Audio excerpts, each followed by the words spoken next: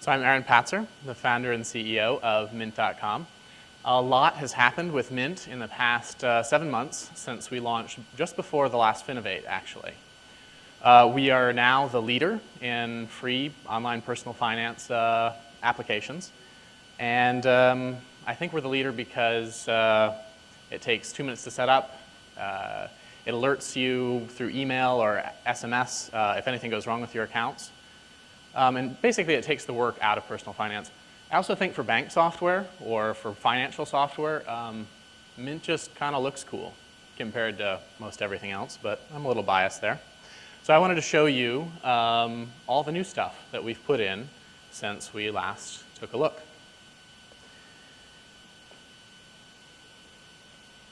We've added the world's easiest budgeting system. You just set a category. Mint will show you in green how much you have spent on average in a given category, and will, from that average, suggest a budget. And in blue, you can actually see what the Mint US average is, so you can be a little competitive with your budgets. As you spend, your progress goes forward, and if you exceed your budget, Mint will send you an email or a text message. So you don't have to watch it every day. It makes it really effortless.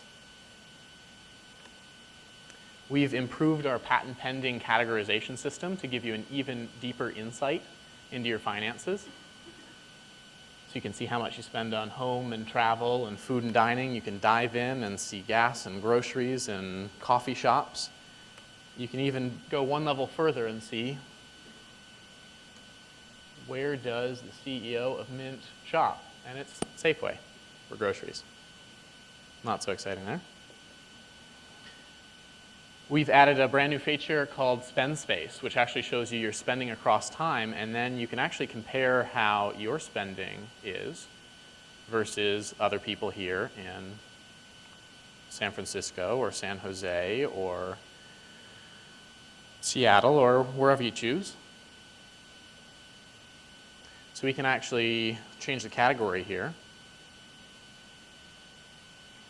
to say coffee shops, not an area where I spend much. But you can see that in San Francisco, people spend about $30 each month on coffee. And in Seattle, let's take a look at that.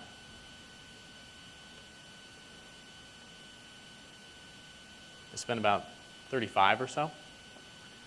You can see what people actually spend at Starbucks in a given month's period. So if you spend less than $35 a month on coffee, you're doing just fine.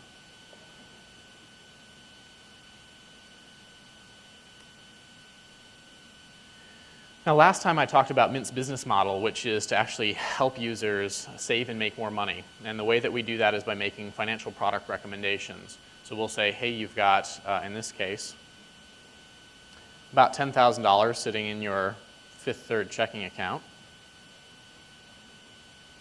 You move that over to E-Trade, and you'd make $298 more over the course of the year. At this point, Mint has signed up. We do the same thing for credit cards, money market funds, and some limited home services. Mint has signed up about 40 advertisers. We've got all the major credit cards in there. And for deposit accounts, we're getting a 12% click-through rate because these are personal and they're contextual and they're highly quantified. For credit cards, Citi cards are getting a 20% click-through rate. That's like 2 orders of magnitude higher than a banner ad. We'll be expanding into different verticals in the future, so we'll be doing mortgages and student loans should you consolidate your student loans together. We'll be offering coupons and discounts and cash back that are targeted to your transaction stream. We'll be doing home services and cell plans because we know what you spend and we can help you find ways to save there. So if you're in any of these verticals, Mint should definitely be in your customer acquisition strategy because frankly, as the leader in the space, we're the only ones who can offer you any scale here.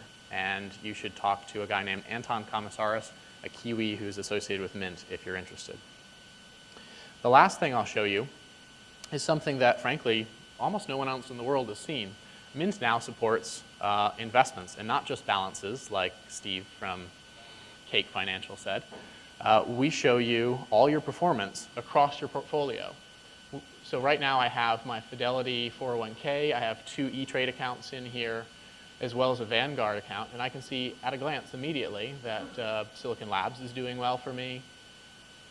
So are my iShares Canada. I can see my whole portfolio sort of as a layered cake effect. You can dive in to E-Trade and see how much I hold in each of my stocks and how much my iShares have been worth over time. And then the other thing that Mint does that's very unique is we're exposing all the fees that brokers are charging you. So it's not just commissions, but here, Vanguard charged me $50 for closing their account, and we intend to expose all the 401k fees, all the IRAs, and it's a very Mint-like thing to do, and pretty soon they won't be able to get away with charging me $50 for closing my account. So that's Mint. Feel free to see me about investments or Martha, my press agent, if you're interested in writing about it. Thanks.